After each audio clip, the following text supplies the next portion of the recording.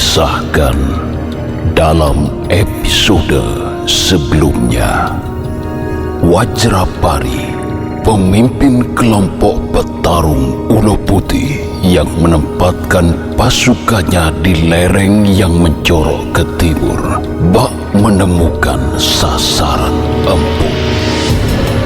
Kelompok Semut Demit yang dipimpin oleh Warto tidak menyangka akan menjadi bulan-bulanan.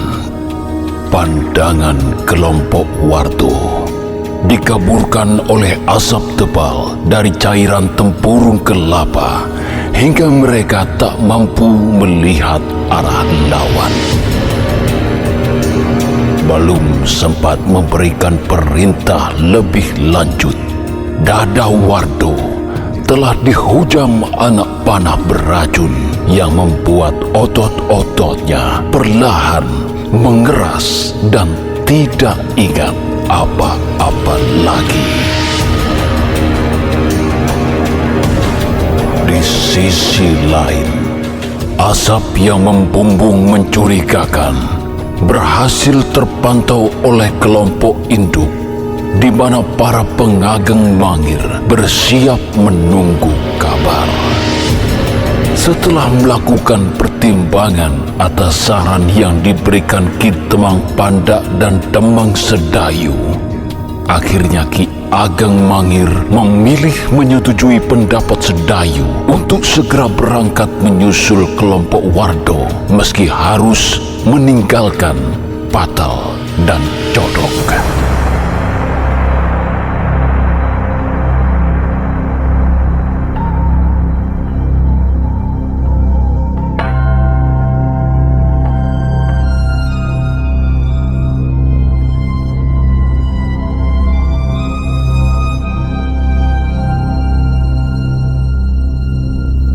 Pergerakan rombongan Mangir nyaris tak menemukan sesuatu yang berarti. Itu karena seluruh jalur yang dilintasi sesungguhnya telah dibersihkan terlebih dahulu oleh kelompok Semut Demit yang dipimpin oleh Warto maupun kelompok yang diambil alih kepemimpinannya oleh Patal dan Codok.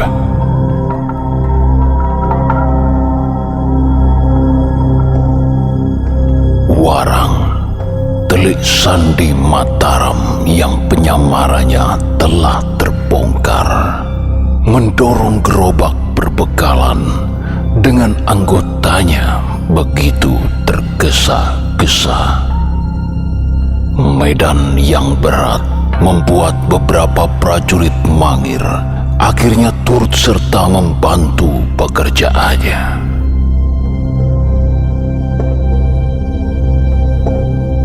Wajah semua rombongan nampak menegang, kecuali Ki Ageng Mangir yang begitu tenang di atas kudanya sambil menggenggam pusaka tombak baru kelinting.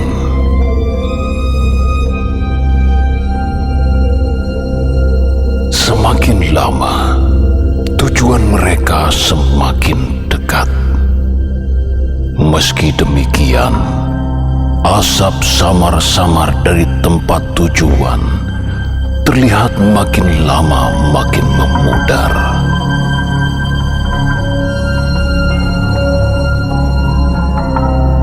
Mendadak, dari arah depan muncul dengan begitu mengagetkan sesosok tubuh tegap yang mereka begitu kenal. Siapa lagi kalau bukan Patal? Dia datang dengan prajurit gigir yang sedang memanggul seorang pemuda berpakaian khas Ulo Putih. Pemuda itu nampak terluka karena berkali-kali meringis kesakitan.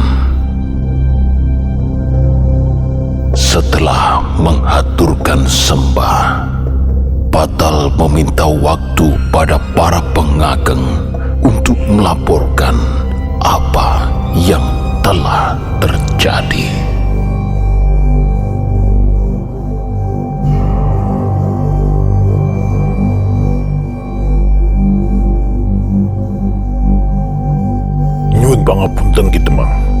Maafkan kekurang telitian saya selama ini. Saya bersedia menerima hukuman apapun. Jadi menurut orang ini, Gondo dibalik semuanya Ki Batal. Benar Ki Temang. Orang ini berhasil saya tangkap setelah membantu kelompok Wardo di lereng yang menjorok ke timur itu. Lalu apa yang terjadi di lereng itu Ki Batal? Di mana anggota yang lain? Tolong ceritakan pelan-pelan agar menjadi tidak membingungkan bagi kita semuanya. Saya juga menyaksikan asap yang membumbung tinggi itu Ki Temang. Terlebih tempatnya tidak begitu jauh. Karena nampak mencurigakan, saya dan Ki Jodok kemudian mengerahkan anggota kelompok yang tersisa untuk segera menuju ke lereng tujuan. Di sana, kami menyaksikan kelompok Wardo diserang dengan asap dari tempurung kelapa sehingga jadi bulan-bulanan musuh Ki Temang. Arah anak panah yang berterbangan membuat kami bisa dengan mudah mengetahui posisi musuh. Kami kemudian bergerak memutar dan berpencar dalam 2 regu. Satu regu dipimpin oleh Ki Jodok, satunya lagi dipimpin oleh saya sendiri. Tujuannya adalah menghajar musuh dari arah belakang. Setidaknya kami memberi kesempatan agar kelompok Wardo bisa melepaskan diri dari kepungan asap. Pertama yang kami lakukan adalah membunuh pemanah yang ada di 5 pohon berbeda. Kebetulan mereka tidak memiliki orang pelindung yang berjaga di bawah. Secara senyap dan cepat, mereka kami tumbangkan, sehingga serangan jauh berhenti. Rupanya, tidak adanya serangan panah adalah penanda bagi para petarung untuk menyerbu ke arah kelompok Wardo. Melihat mereka sedang bersiap menyerang, kami langsung membokong mereka, memecahkan perhatiannya yang sedang tertuju ke depan. Ada setidaknya 20 orang musuh yang kami hadapi. Mungkin terdengar konyol, tapi kami tidak ada pilihan lain demi membuat kelompok Wardo meloloskan diri ke tempat aman. Karena jumlah kami yang hanya beberapa orang, giliran kami yang kelabakan Ki Temang. Apalagi kelompok yang kami serang ternyata hanya 1 bagian saja. Ada 2 bagian lain yang berjumlah lebih kecil dan bersembunyi di tempat lain. Para prajurit saya langsung dikeroyok, sehingga mau tidak mau saya perintahkan mereka untuk lari ke arah posisi kelompok Wardo yang berkumpul. Kami dikejar dengan ganas Ki Temang.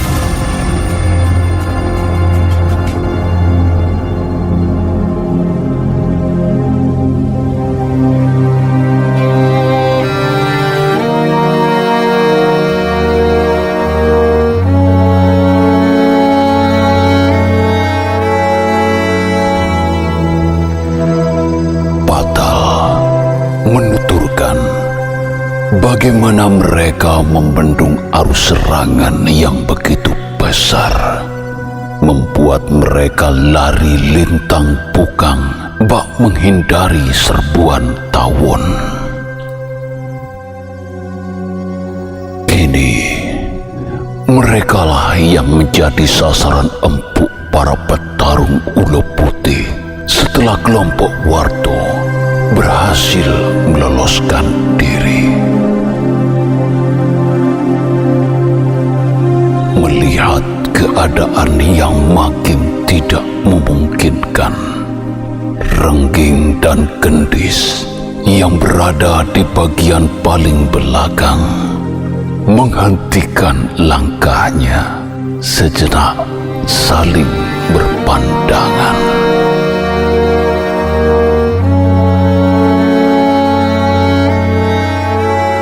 Keduanya kemudian berbalik menghadang laju serbuan. Batal sama sekali tidak menyangka 2 prajuritnya itu akan berbuat demikian. Namun saat Batal akan menyusul mereka, Jodok menarik tangannya sekencang-kencangnya hingga terjatuh, menyeretnya menjauh. Batal masih sempat menyaksikan bagaimana Rengging dan Gendis melawan sekuat tenaga agar para pengejar terhambat langkahnya. Mereka merelakan tubuhnya bertubi-tubi menjadi sasaran bacokan hingga dagingnya tercabik-cabik. Namun mereka seolah tidak peduli dengan tubuhnya sendiri. Mereka terus melawan hingga Rengking pun tumbang terlebih dahulu. Sebuah bacokan keras juga mengenai Gendis sehingga tubuhnya terjengkang ke belakang.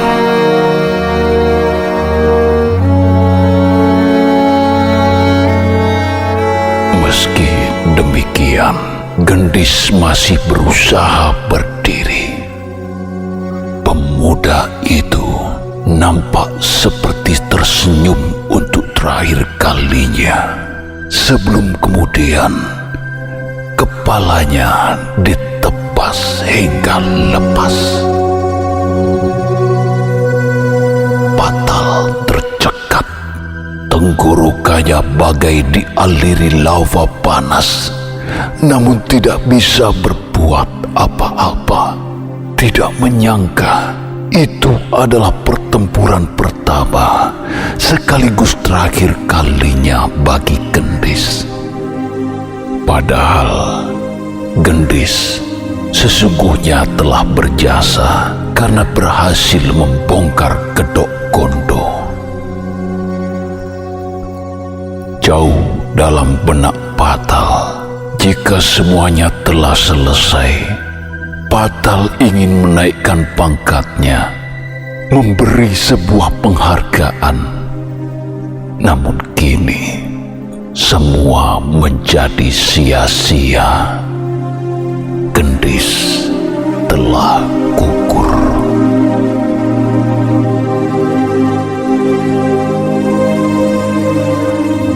Seluruh orang yang mendengar laporan Patal terdiam getir, bagai memberi penghormatan terakhir pada prajurit termuda yang ikut dalam rombongan itu.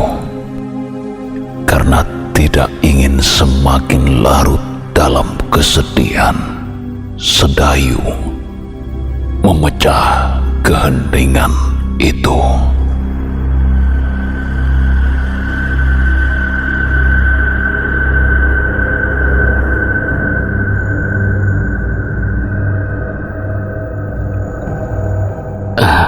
Lalu bagaimana kelanjutannya, Ki Patal? Begini Ki Demang, saya dan Ki Jodok akhirnya berhasil menuju posisi kelompok Wardo. Di situ kami semua baru menyadari bahwa Wardo dan 2 anggotanya ternyata telah terbunuh di pinggir lereng. Namun, orang-orang Ulo Putih tidak berhenti. Meski sebagian dari mereka memutuskan kembali, sebagian lagi ternyata ditugaskan untuk tetap mengejar kami semua. Karena jumlah prajurit telah bertambah disebabkan penyatuan kelompok, kami lantas memutuskan untuk melawan mereka. Kami bersembunyi di tebing-tebing untuk kemudian menyerang para pengejar dari sisi kanan dan kiri. Mereka mengira kami lari masuk ke hutan.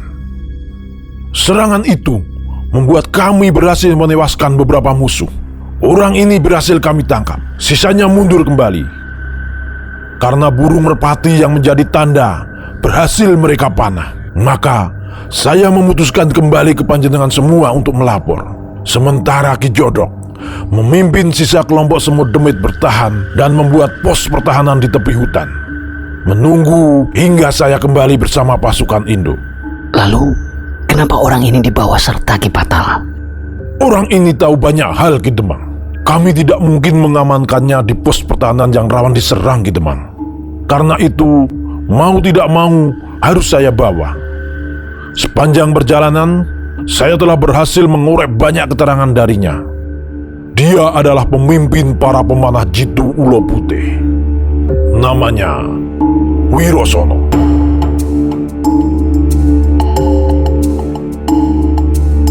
Patal kemudian kembali membeberkan sejumlah keterangan yang didapat dari Wirosono. Meski Wirosono adalah kelompok pemanah, namun setelah melihat keberadaan Patal yang telah membunuh Gondo, dia memutuskan untuk turut mengejar meski dirinya bukan anggota petarung.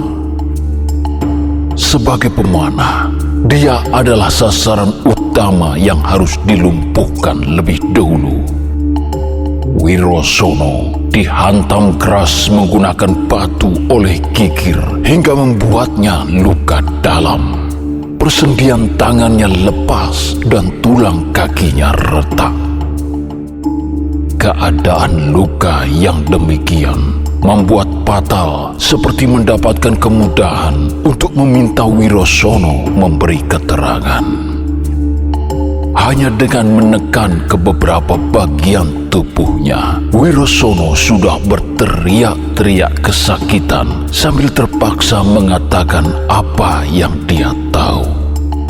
Tidak ada yang menarik untuk dikorek lebih jauh kecuali tentang riwayat Gondo dan orang tuanya yang misterius bernama Margapati dan berjuluk Sang Naga Pertapa.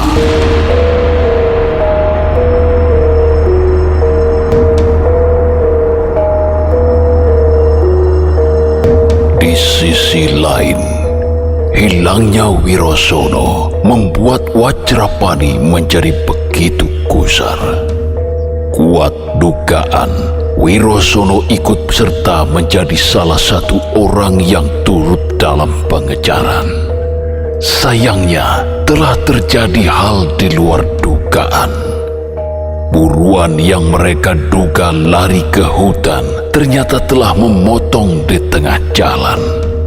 Mereka rupanya sudah bergabung menjadi satu, sehingga para pengejar berbalik terbelah dua. Tidak siap menerima serangan dadakan, beberapa anggota Ulo Putih terbunuh, sisanya terpaksa mundur kembali. Kepada Wukir, orang kepercayaannya, Wajrapani ingin memastikan kembali keberadaan Wirosono. Wukir, apa benar Wirosono tadi siang ikut mengejar mereka? Benar, Kakang. Saya sempat melihatnya demikian. Anehnya, dia tidak kembali lagi. Berarti dia ikut terbunuh di sana, Wukir. Bodoh sekali dia. Sekarang kita sama sekali tidak punya pemanah jitu. Sepenuhnya hanya terdiri dari para petarung. Lalu bagaimana ini sekarang, Kakang? Kita tidak boleh memberi mereka jeda waktu beristirahat sedikit saja. Sebab bisa saja itu kesempatan bagi mereka untuk melaporkan segala yang terjadi ke kelompok induknya. Apa kamu yakin mereka menjadikan tepi hutan di sana itu sebagai tempat pertahanannya? Sangat yakin, Kakang. Tempat mereka itu cukup terlindungi gundukan batu besar. Selain itu, di sana banyak bebatuan sebesar kepalan tangan yang bisa mereka jadikan senjata lempar. Jadi, menurut saya, kita harus segera merebut tempat itu sebelum kawan-kawannya berdatangan. Aku setuju, Wukir. Kita harus segera merebutnya. Pimpinlah 20 orang petarung untuk mengambil alih tempat itu. Tapi saya belum mengetahui caranya, Kakang. Mereka pasti sudah mewaspadai jalur memutar berbentuk celah yang tadi sore mereka gunakan untuk menyerang kita dari belakang. Apalagi jalur itu sudah kita timbuni bebatuan besar agar tidak lagi mereka gunakan. Satu-satunya jalan hanya lewat tepi jurang di depan kita itu, Kakang. Begini, Wukir. Lewati saja tepi jurang itu dengan merayap secara perlahan. Lepaskan baju kalian agar lebih leluasa. Setelah beberapa depa, berhentilah agar gerakan tidak terpantau. Terus lakukan hingga mendekati sasaran. Perkiraanku, dengan cara merayap lambat seperti itu, kalian akan sampai di sana tengah malam. Tapi itu bagus, mereka saat itu sedang lelah-lelahnya. Seranglah mereka secara tiba-tiba. Bagaimanapun caranya, rebutlah tempat itu habis-habisan. Aku tidak ingin kamu kembali jika tempat itu belum berhasil dikuasai. Kita tidak punya waktu lagi. Baik, Kakang Majapahit. Tapi saya juga minta tolong. Setelah tempat itu berhasil kami kuasai, harap sebagian anggota yang bersama Kakang menggantikan posisi kami di sana. Jika tidak demikian, kami akan mempertahankan posisi di sana itu dalam keadaan kelelahan. Akan sangat repot jika kami diserang oleh kelompok induk mereka, Kakang. Baiklah, jangan mengulur waktu lagi. Persiapkan segera anggotamu sekarang juga. Rebut tempat itu, gugur atau jaya. Sandiku dawuh, Kakang.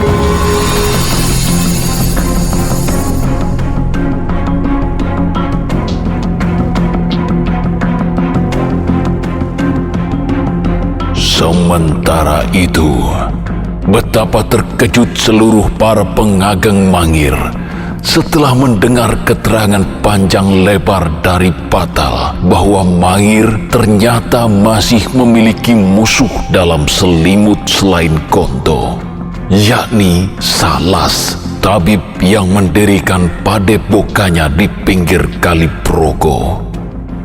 Karena dianggap harus segera diambil tindakan, Ki Ageng Mangir kemudian membuat sebuah keputusan.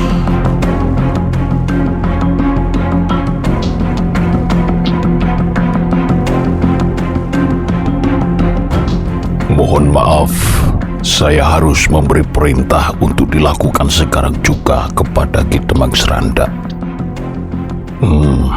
Ki Demang, panjenengan saya tugaskan untuk pulang ke Mangir saat ini juga. Ceritakan segalanya pada Ki Demang Pajangan yang sedang mengganti tugas saya di dalam Wanabayan. Mintalah kepadanya untuk segera menangkap Ki Salas agar tidak melarikan diri. Selidikilah siapa-siapa saja orang yang terbukti berkomplot dengannya. Bagaimana jika anak-anak asuh dan muridnya membela Ki Salas, Ki Ageng? Panjenengan saya beri kuasa untuk menangkap mereka juga. Periksalah mereka hanya sekedar membela bapak asuhnya karena dianggap berjasa atau karena memang sengaja bersatu untuk berkomplot. Kita tidak boleh sedikit pun memelihara duri dalam daging. Sendiko, Ki Ageng. Untuk semuanya saja harap berhati-hati. Keberadaan orang berjuluk Sang Naga Pertapa itu membuat kita harus waspada. Bukan hanya pada serangan yang terlihat, namun juga terhadap serangan yang tidak terlihat. Meski demikian, saya ingin semuanya segera tuntas. Saya tidak ingin para prajurit kita dalam pimpinan Ki Jodok kembali diserang. Jadi mau tidak mau, kita tetap harus menuju ke sana sekarang juga.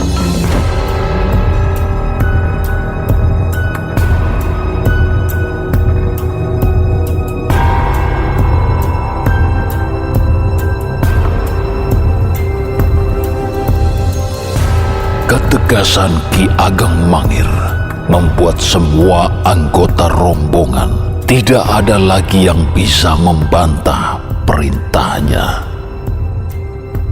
Seusai Demang Seranda berpamitan, saat itu juga mereka segera menuju pos pertahanan Ki Jodok dan para prajuritnya. Meski malam telah tiba, mereka tetap menembus gelap dengan bantuan bulan yang hampir purnama. Kedatangan mereka disambut kelegaan yang luar biasa oleh Jodok. Meski beberapa prajurit telah gugur, kepercayaan diri mereka muncul kembali karena Ki Ageng Mangir kini telah bersama mereka. Atas keterangan dari Wirosono, diketahui bahwa para petarung Ulo Putih berada di bawah pimpinan seseorang bernama Wajrapani. Dia didampingi 5 orang anggota sepuh dan memiliki 40 anggota lain dikurangi jumlah yang tewas dalam pertarungan awal.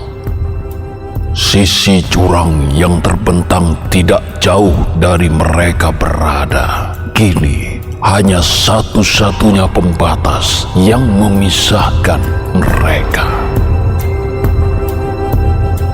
Setelah apa yang terjadi, Wajrapani tidak membiarkan pasukannya beristirahat. 20 anggotanya diperintahkan untuk melepas sandangan, lalu merayap dalam gelap menuju tempat lawan mereka berada. Mata mereka berkilat-kilat penuh nafsu membunuh. Segala cerita tentang Mangir dari para orang tua dan sesepuh membuat hati mereka disemayami dendam mendalam. Dingin malam yang menusuk tulang tidak lagi dirasakan. Mereka telah haus darah. Saat bulan hampir menyentuh puncak kepala, Codok dan kelompoknya telah diperintahkan untuk beristirahat, sementara Warang yang sedang menyandarkan tubuhnya di roda gerobak merasa malam nampak berjalan begitu lambat. Dia tidak sabar bertemu Reksoboyo, satu-satunya alasan yang dipunya, hingga siap membahayakan dirinya sendiri sejauh ini.